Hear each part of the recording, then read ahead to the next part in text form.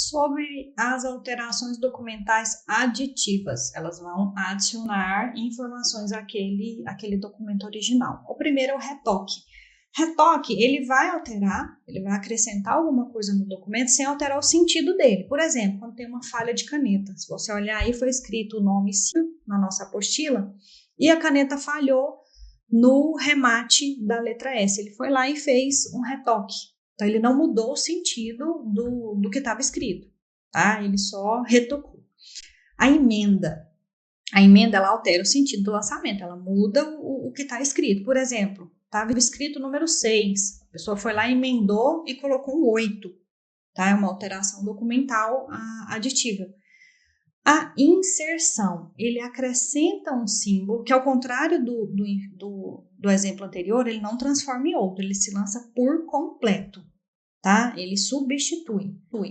Ele não no caso anterior, o 6 que virou 8, vamos dizer assim, ele foi só uma emenda, ele alterou um sentido só.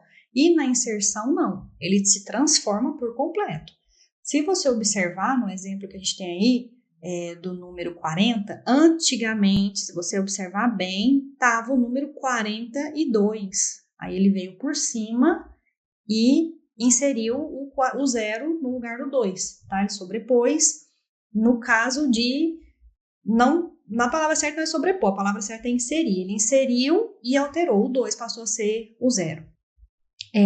A sobrecarga por cobertura é um lançamento por cima do original. Se você olhar o exemplo que a gente tem aí, é de um carimbo de uma carteira de trabalho.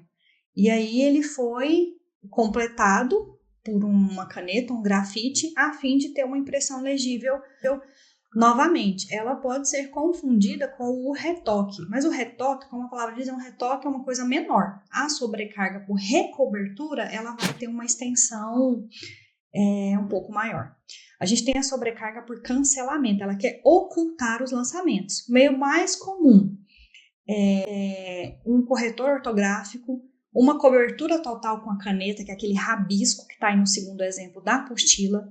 Esse corretor ortográfico, aquele erro-ex que você vai lá e apaga, tá? Ou uma colagem de um pedaço de papel. Você recorta um papel em branco e cola em cima daquilo que você quer apagar, que você quer cancelar, tá? Lembrando que nessa sobrecarga por cancelamento, no segundo exemplo, ele tem a cobertura total, ele rabiscou de forma que você não consegue ter noção do que estava escrito por baixo.